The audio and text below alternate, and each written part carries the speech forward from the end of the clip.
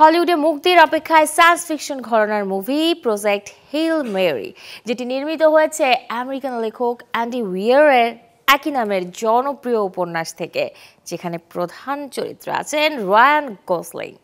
উপন্যাসটি প্রকাশের পরই ব্যাপক প্রশংসা কুড়িয়ে হুগো অ্যাওয়ার্ডে মনোনয়ন পায় এবং জিতে নেয় 2022 সালের Audi award for audio book of the year.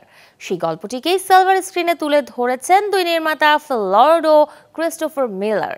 Hell Mary ছবির কেন্দ্রীয় চরিত্র রায়ল্যান্ড গ্রেস পেশায় একজন স্কুল শিক্ষক, যিনি স্মৃতিশূন্য অবস্থায় একটি মহাকাশ যানে জেগে উঠে আবিষ্কার করেন মানব সভ্যতাকে রক্ষা করার দায়িত্ব এখন তার কাঁধেই।